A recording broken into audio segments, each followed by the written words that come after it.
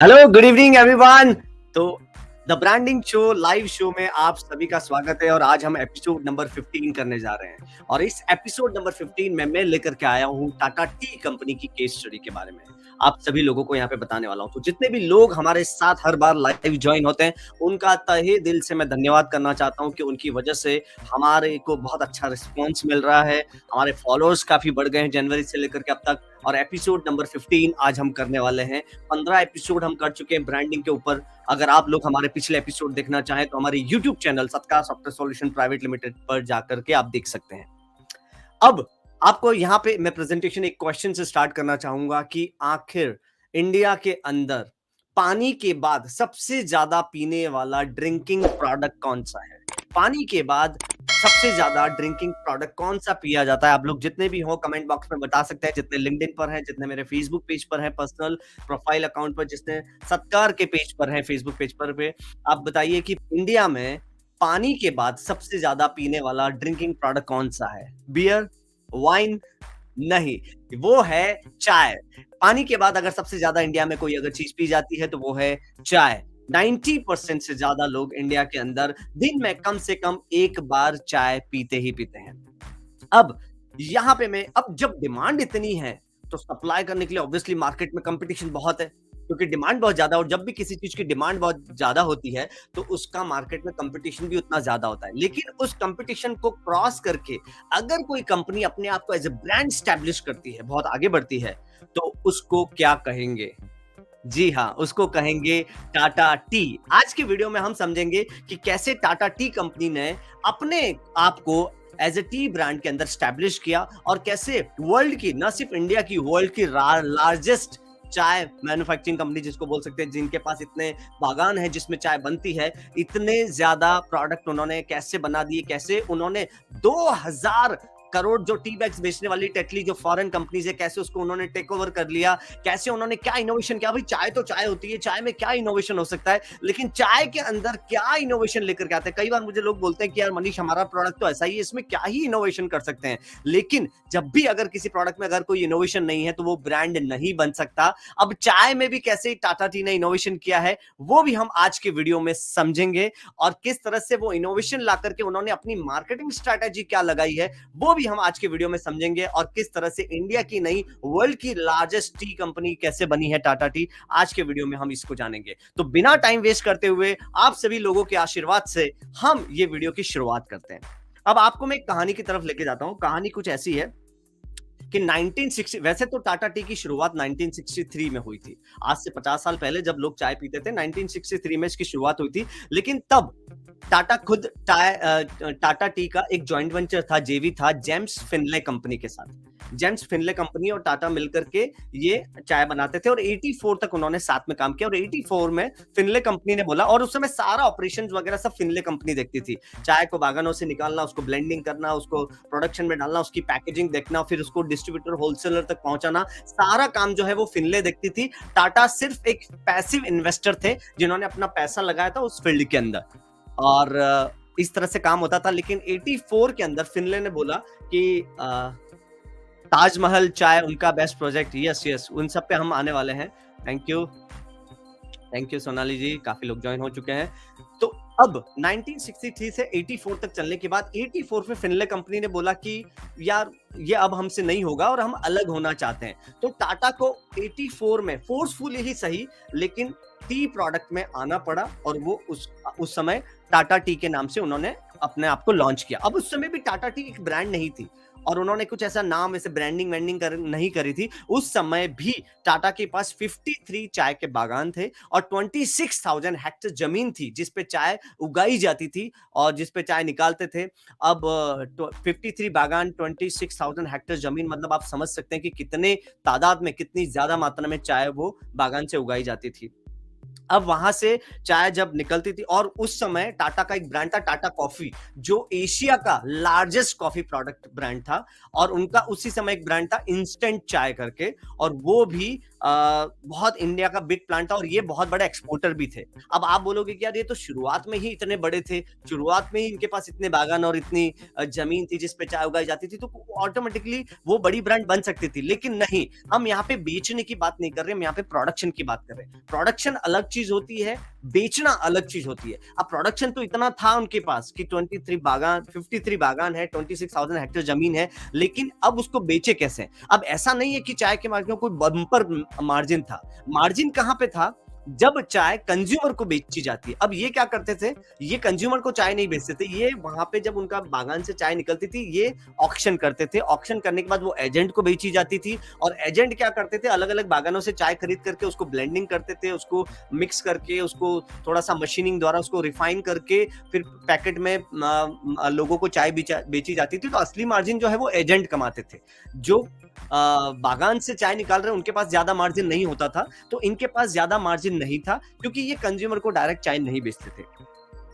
अब इन्होंने सबसे पहले प्रोसेस को समझा कि प्रोडक्शन होता है, फिर ऑक्शन होता है, फिर एजेंट को बेची जाती है, फिर डिस्ट्रीब्यूटर, होलसेलर, रिटेलर्स के पास जाता है। तो ये जो पूरा प्रोसेस है, जब तक हमारी प्याली में चाय आती है, तब तक वो एक्चुअली 8 महीने पुरानी हो जाती है। तो उस समय जो दरबारी सेठ थे, टाटा केमिकल के हेड थे, उन्होंने सोचा कि यार इतना टाइम लग जाता है, हमारे पास तो खुद के बागान है, हमारे पास खुद के सब कुछ है, चाय के बागान है, जमीन है, सब कुछ है, तो हम क्यों ना अपना प्रोडक्ट लॉन्च करें। लेकिन उस समय इंडियन मार्केट के अंदर कोई भी इंडियन टी प्रोडक्ट नहीं था। उस समय जितने भी थे, टेटली थे, लिप्टन थे, रेड लेबल थे, ये सारे फॉरेनर ब्रांड थे जिन्होंने इंडिया के अंदर अच्छा खासा मार्केट कैप्चर करके रखा था ऑलरेडी चाय का। तो इन्होंने सोचा कि जब हम इंडियन होकर के हमारे पास इतने बागान हैं, हम इतने प्रोडक्शन कर सकते हैं, तो हम बेच क्यों नहीं सकते? और इंडिया इज द कंट्री जहां पे सबसे ज्यादा चाय पी जाती है। और उस समय टेटली करके कंपनी थी जो वर्ल्ड की सेकंड लार्जेस्ट, पहली जो थी वो लिप्टन थी, और टेटली जो है वर्ल्ड की सेकंड लार्जेस्ट थी, जो दिन भर में जो 2000 करोड़ के टी बैग सेल करती थी उस समय, उस जमाने में। आज से इतने साल पहले, मैं 1984 की बात कर रहा हूं।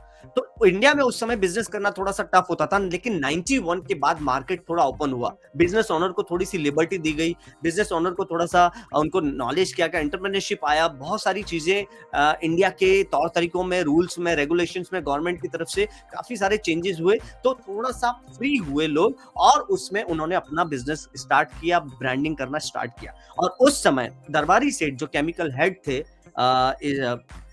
टाटा के अंदर, उन्होंने सोचा कि हम अपना खुद का लॉन्च करेंगे, और उस समय उन्होंने उसको, चाय को ब्रांड बनाने का सोचा। अब सोचो, जब भी हम कभी ब्रांड बनाते हैं, जब भी हम कोई प्रोडक्ट लॉन्च करते हैं, अगर उसका एग्जिस्टिंग कंपटीटर मार्केट में बहुत बड़ा है, तो अगर आपके प्रोडक्ट पे कुछ नयापन नहीं हुआ, तो आपका प्रोडक्ट मार्केट में नहीं चल सकता, बिकॉज जो बड़े प्लेयर्स हैं वो ऑलरेडी मार्केट में खा जाएंगे। बिकॉज जैसे कि आज फेसबुक है, अगर फेसबुक के जो फीचर्स हैं उससे हटके कोई फीचर अगर कोई सोशल मीडिया लॉन्च नहीं होता है, तब तक उसको कोई वैल्यू नहीं करेगा। अगर सेम काइंड ऑफ फीचर से लॉन्च कर दिया, तो फेसबुक फेसबुक ही रहेगा, कोई भी दूसरे सोशल मीडिया प्लेटफॉर्म पे नहीं जाएगा, because they are big players. उसी तरह से लिप्टन, रेड लेबल, जिन्होंने इंडिया मार्केट में बहुत अच्छी अपनी पहचान बना के रखी थी, 50 साल पहले भी जब लोग चाय पीते थे उनको मालूम है ये जो प्रोडक्ट है। और उस समय टाटा को इंडियन मार्केट में एंटर करना था, इंडियन होते हुए। अब उन्होंने क्या किया, अब टाटा ने क्या इनोवेशन किया होगा? आप खुद सोच सकते हैं चाय में क्या इनोवेशन कर सकते हैं।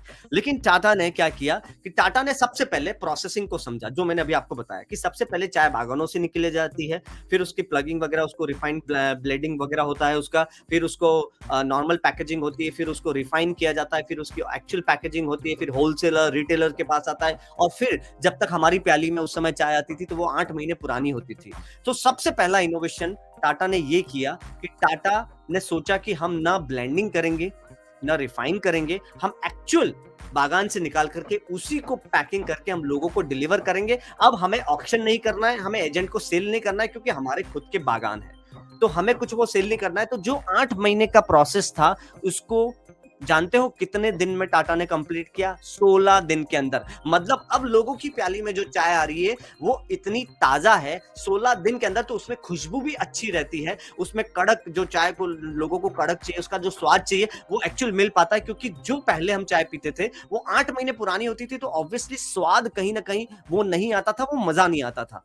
तो चाय जो, और वो डायरेक्ट वो रिफाइन की हुई रहती थी, ये डायरेक्ट बागान से निकाल के दे रहे हैं। तो सबसे पहला इनोवेशन इन्होंने टाइम का किया कि वहां पे 8 महीने लग रहे थे, इन्होंने 16 दिन के अंदर वो प्रोसेस कंप्लीट किया। बिकॉज कोई ऑक्शन नहीं, कोई एजेंट नहीं, डायरेक्ट इन्होंने निकाला, पैकिंग किया और कंज्यूमर को सेल करना शुरू किया। दूसरा जो इनोवेशन इन्होंने किया है, और वो किया है इन्होंने अपनी प्राइसिंग के अंदर।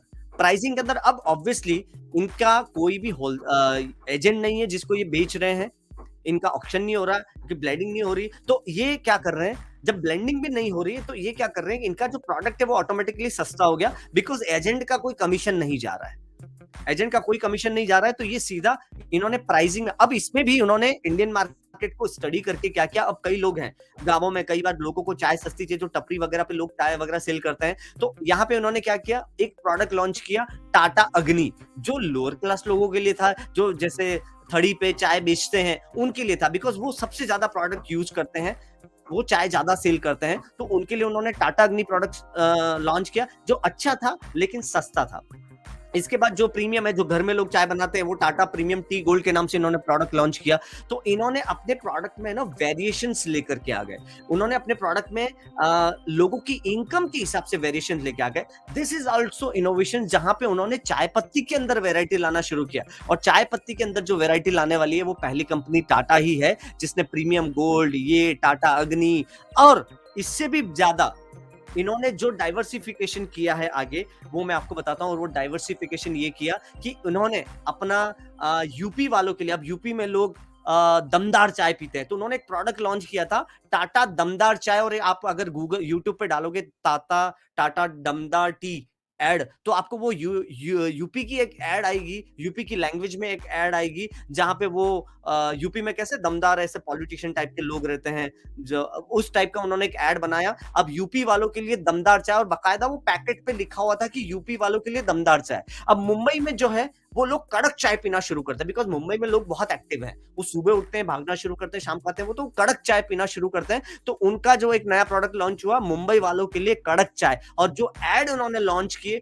वो मुंबई के जो तौर तरीके उसके हिसाब से उन्होंने एड बनाई। तो अलग अलग उन्होंने एड बनाई, अलग अलग रीजन के हिसाब से भी उन्होंने अपने प्रोडक्ट को डाइवर्सिफाई किया। अब आप खुद सोच सकते हैं कि एक चाय के अंदर इतनी वेराइटी कोई कैसे लेकर के आ सकता है। That's all about branding. जहां पे लोग सिर्फ चाय को चाय समझते हैं, वहां यूपी वालों के लिए दमदार चाय, मुंबई वालों के लिए कड़क चाय, गुजरात वालों के लिए मीठी चाय, जिसमें थोड़ा सा मीठापन होता था, बिकॉज वहां के लोग थोड़ा मीठा ज्यादा पसंद करते हैं। तो अलग अलग रीजन को अंडरस्टैंड करके उन्होंने अपने प्रोडक्ट को डाइवर्सिफाई किया। और आज मैंने ये चाय का प्रोडक्ट इसलिए लिया बिकॉज कई बार लोगों ने, कल लास्ट टाइम भी जब मैं बोर्ड कंपनी की स्टडी कर रहा था, और वहां पे लोगों ने मुझे कमेंट किया कि हमारा प्रोडक्ट ऐसा है जिसमें हम डाइवर्सिफाई नहीं कर सकते, हम कैटेगरी नहीं बना सकते। तो ये बिल्कुल गलत है। जब एक चाय में हम बहुत सारा डाइवर्सिफिकेशन कर सकते हैं, तो हम अपने प्रोडक्ट में तो वो कर ही सकते हैं। Thank you Anoop sir for joining, thank you so much, and thank you Sonali Pagar for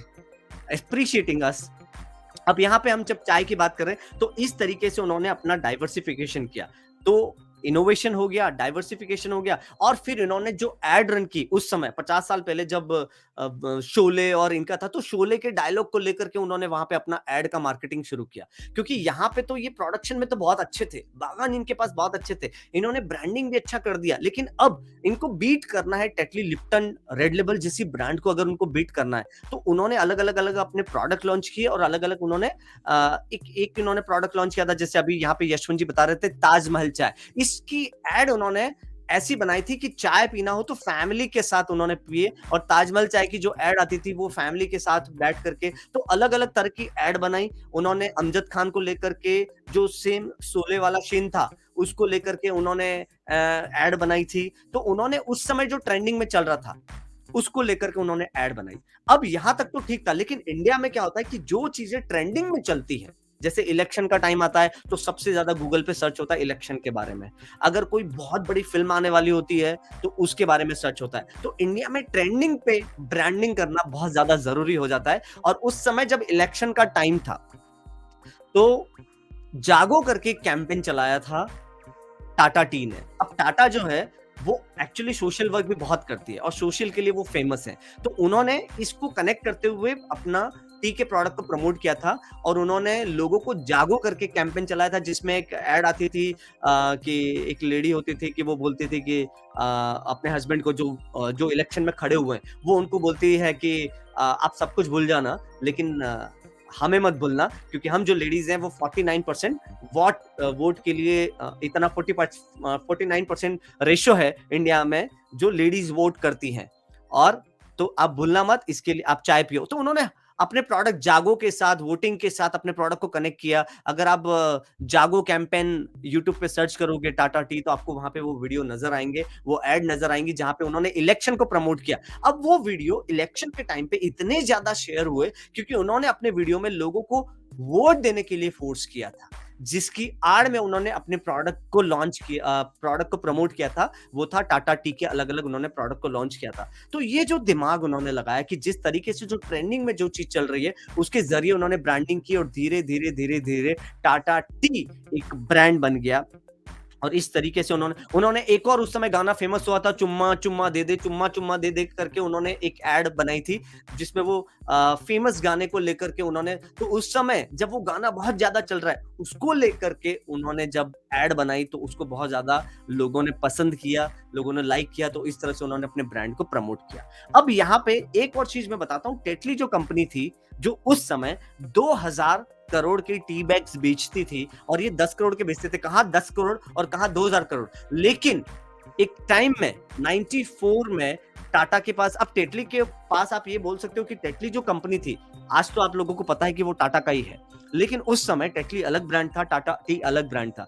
अब टेटली जो है उसको शायद पता नहीं एक श्राप लगा हुआ है, उसके ओनर बार बार चेंज होते रहते हैं। मतलब वो कंपनी बिकती है, फिर कोई खरीदता है, फिर वो थोड़े टाइम बाद वो सेल कर देते हैं, फिर कोई खरीदता है, थोड़े टाइम बाद वो भी सेल कर देते हैं, और इस तरह से उसके ओनर जो है बार बार चेंज होते रहते हैं, पता नहीं किस वजह से। लेकिन 94 के अंदर टाटा के पास एक अपॉर्चुनिटी आई कि टेटली को आप खरीद सकते हैं। अब टाटा ने क्या सोचा कि हम इंडिया में तो अच्छे चल रहे हैं, हम इंडिया में तो अच्छा मार्केट कैप्चर कर रखा है, लेकिन अब हम बड़े तब तक नहीं बन सकते जब तक हम इंडिया से बाहर कदम ना रखें।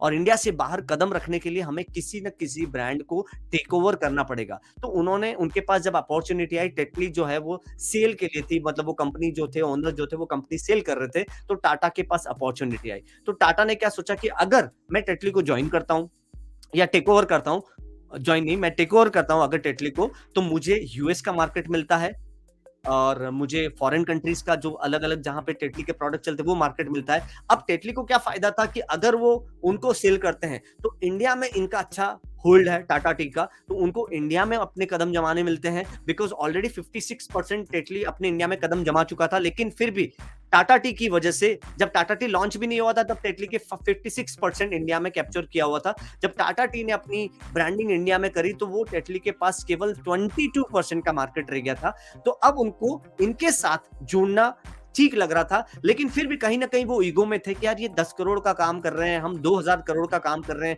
हम इनके साथ कैसे। लेकिन किसी तरीके से 94 में फिर 1500 करोड़ का कुछ लोन का गवर्नमेंट के कुछ इश्यूज हुए। उस समय कहते हैं ना कि थोड़े से रूल्स एंड रेगुलेशंस बहुत ज्यादा टफ थे और किसी वजह से वो सैंक्शन नहीं हुआ या समथिंग, लोन का ऐसा कुछ हुआ, गवर्नमेंट और टाटा के बीच में कुछ ऐसा चीज हुई जो वो पास नहीं हुआ। तो 94 में उनके हाथ से वो डील चली गई। लेकिन जैसा कि मैंने बताया कि टेटली को पता नहीं श्राप मिला हुआ है, उसके ओनर हमेशा बदलते रहते थे। 1999 के अंदर टाटा को फिर से अपॉर्चुनिटी आई कि टेटली को खरीदने की, और इस बार टाटा ने पूरा अपना मन बना लिया था। इंडिया मार्केट में उनकी होल्ड थी, गवर्नमेंट से उनकी काफी पहचान थी, और अपने आप को एज ए सोशल पर्सन उन्होंने बहुत डिस्प्ले और प्रमोशन कर रखा था, जिसमें वो गवर्नमेंट से बिना कुछ कॉस्ट लिए, जैसे वो अपनी प्रोडक्ट के साथ में इलेक्शन देना जरूरी क्यों है, वो अपनी एड में प्रमोट करते थे। तो धीरे धीरे वो गवर्नमेंट की चीजों को इतना प्रमोट करने लगे, सोशल वर्क करने लगे, तो धीरे धीरे वो इतने बड़े बन गए कि वो गवर्नमेंट के भी बहुत करीब आ गए। अब कोई भी टेक ओवर करने के लिए उनको गवर्नमेंट से फुल सपोर्ट मिलने वाला था। अब यहाँ पे 1999 के अंदर 1900 करोड़ में, 1900 करोड़ में उन्होंने टेटली का पूरा ब्रांड अपने अंदर कर लिया और टाटा टी इंडिया की नहीं, दुनिया की सबसे बड़ी चाय प्रोडक्शन कंपनी बन गई। अब आप खुद सोचो, एक चाय को लेकर के कोई इंसान कितने डाइवर्सिफिकेशन कर सकता है, कैसे ब्रांडिंग कर सकता है, कैसे मार्केटिंग कर सकता है, कैसे सेल्स उसकी बढ़ा सकता है, ये सारी चीज़ें हम अपने बिज़नेस के साथ कनेक्ट करके भी सीख सकते हैं। आज हमारा जो भी बिज़नेस है, अगर हम अपने कंपटीटर को एनालिसिस करते हैं, अगर सेम चीज़ें सेल कर रहे हैं, तो मार्केट में कहीं न कहीं कोटेशन में कंपैरिज़न होगा, प्राइसिंग में कंपैरिज़न होगा और कहीं न कहीं चांसेस कन्वर्जन होने के बहुत रेयर हो जाते हैं। सामने वाला आपसे प्रोडक्ट तभी खरीदता है जब आपको वो थोड़ा बहुत जानता है या आपको देखा हुआ है। बट अननोन को प्रोडक्ट सेल करना बहुत डिफिकल्ट हो जाता है। लेकिन अगर आपके प्रोडक्ट के अंदर कोई ऐसा इनोवेशन है जिसमें आप उनको कुछ अलग दे रहे हो, जैसे कि लास्ट में मैंने कुरकुरे ब्रांड के बारे में बताया था कि कुरकुरे ने अपने आप को किस तरह से डाइवर्सिफाई किया। ये चीजें मैंने आपको बताई थी।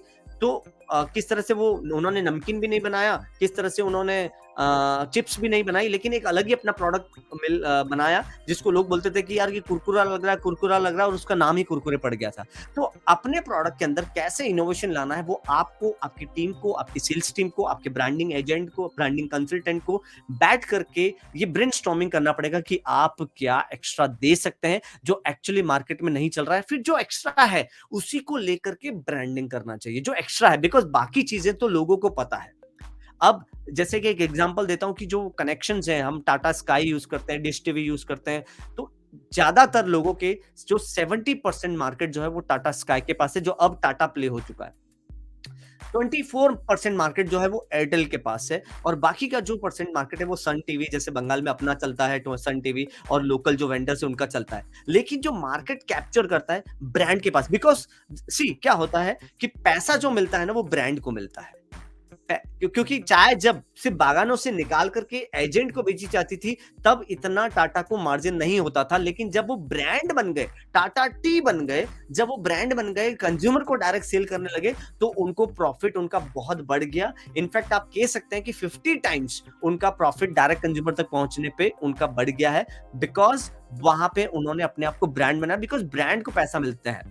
अगर आप सोचोगे कि आपको एप्पल खरीदना है, एप्पल का आईफोन अगर आपको खरीदना है, अब आईफोन की कॉस्ट है 1.5 लाख रुपए। आप सोचो, अगर आईफोन ने ऐसा फोन बनाया जिसमें सब फीचर्स, ऑपरेटिंग सिस्टम, सब कुछ वही है, सिर्फ एप्पल का लोगो नहीं है, कोई ब्रांडिंग नहीं है, कोई नई कंपनी, पर सब कुछ वही है, और वो फोन अगर 40,000 में भी बेचते हैं तो वो बेचना मुश्किल हो जाता है, बिकॉज जो पैसा मिल रहा है वो एप्पल के लोगों को मिल रहा है, एप्पल के जो ब्रांडिंग है उसको मिल रहा है। तो पैसा जो मिलता है वो ब्रांड को मिलता है, इसलिए अपने आप को ब्रांड बनाना बहुत जरूरी है। और एक और मजेदार बात आपको मैं बताता हूँ कि टेटली कंपनी उस समय, जब वो टाटा टी ने उसको खरीदा नहीं था, टेटली कंपनी के पास एक भी चाय के बागान नहीं थे। वो क्या करते थे पता है? वो इधर उधर वेंडर से, एजेंट से चाय पत्ती खरीदते थे, अलग अलग अलग से। अब उस समय होता क्या था, एक जो पतली चाय पत्ती आती है ना, वो कड़क स्वाद देती है, और जो मोटी चाय पत्ती आती है वो एक्चुअली उसका स्वाद अच्छा होता है, और जो पतली चाय पत्ती होती है वो कड़क होती है।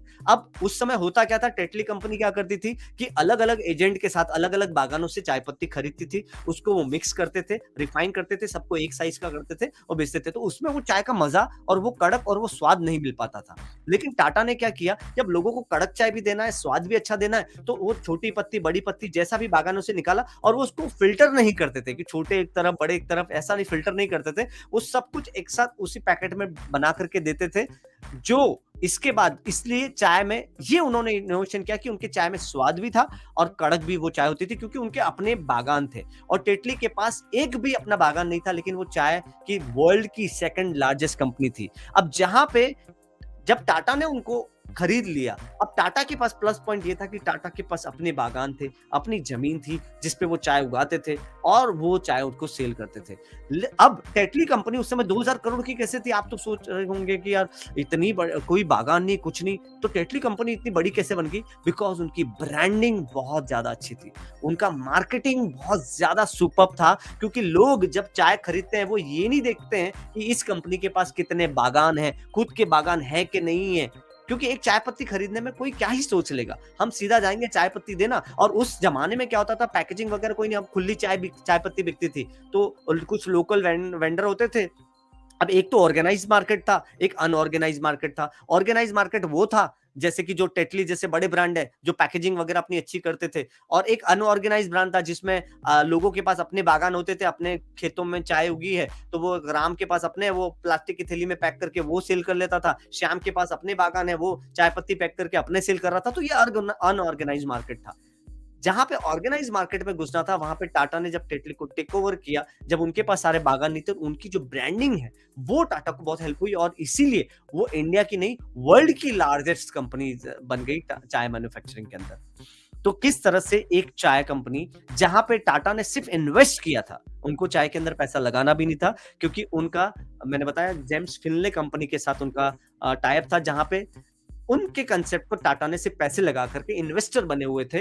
और 84 में जब वो गए, इसके बाद टाटा को फोर्सफुली इसमें आना पड़ा, क्योंकि ऑलरेडी 53 बागान है, इतनी सारी जमीन है, अब चाय का बिजनेस जो है वो बंद तो कर नहीं सकते। तो उन्होंने अच्छे ब्रांडिंग कंसल्टेंट को हायर किया, उन्होंने बहुत बड़े जो दरबारी थे उस समय, दरबारी सेठ जो टाटा केमिकल के हेड थे, उन्होंने अच्छे लोगों को हायर किया, और ब्रांडिंग बना करके किस तरह से चाय के प्रोडक्ट को इन्होंने बागान से लेकर के कंज्यूमर तक लेकर के आए। और आज जो टाटा टी का प्रोडक्ट हमारे हाथ में होता है, वो सिर्फ 16 दिन पुराना होता है। मतलब जब पैकिंग वो होती है, वो 16 दिन के प्रोसेस के अंदर वो आज हमारी प्याली के अंदर आ जाता है, इसीलिए उसका स्वाद और ये सब है। तो चाय के अंदर इतना इनोवेशन, इतना उन्होंने वो किया। अब जब जब ये चाय टेटली को टेक ओवर किया, उस समय टेटली का जो मार्केट शेयर था, वो पूरा जो है वो अब टाटा के पास आ गया, और आज टाटा टेटली के साथ मिलकर के सबसे बड़ी ब्रांडिंग कंपनी, चाय की कंपनी बन चुकी है, जो चाय मैन्युफैक्चरिंग करती है।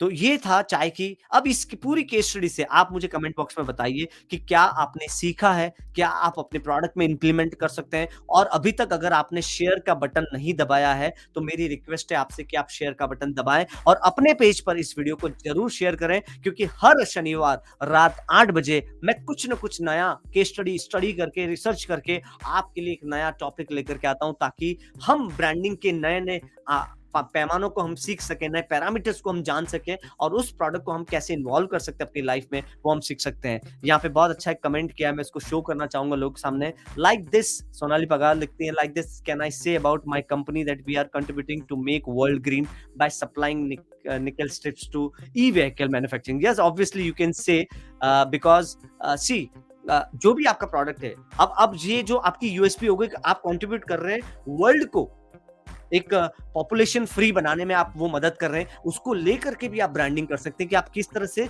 दुनिया की सहायता कर सकते हैं। बिकॉज कहीं ना कहीं हमारे प्रोडक्ट को सोशल कंसेप्ट के साथ जोड़ना बहुत ज्यादा जरूरी हो जाता है, बिकॉज लोगों को सोशल मैसेज पसंद होते हैं। जो कंपनी सोशल वर्क करती है, उसको लोग ज्यादा कंट्रीब्यूट करना पसंद करते हैं। जो हीरो ज्यादा सोशल वर्क करता है, उसको उसकी फिल्में देखना लोग ज्यादा पसंद करते हैं, बिकॉज उनको ऐसा लगता है कि उनका पैसा सही जगह जा रहा है। तो हमारी प्रोडक्ट, हमारी सर्विस को भी हम सोशल के साथ कनेक्ट कर सकते हैं, एक अच्छे मैसेज के साथ कनेक्ट कर सकते हैं, मोटिवेशन के साथ कनेक्ट कर सकते हैं, जो दुनिया में जरूरी है उसके साथ अपने प्रोडक्ट को कनेक्ट कर सकते हैं।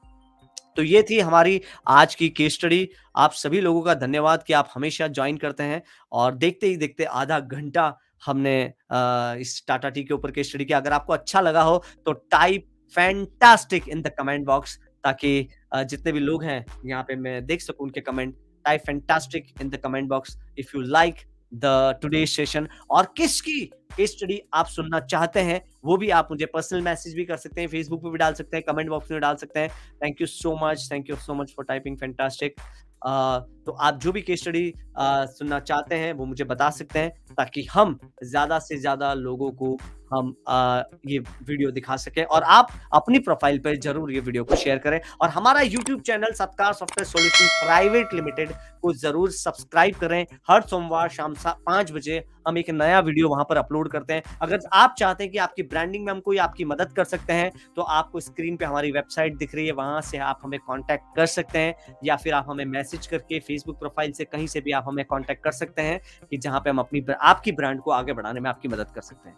तब तक के लिए अगले शनिवार हम रात 8 बजे फिर से मिलेंगे। तब तक के लिए बहुत बहुत धन्यवाद।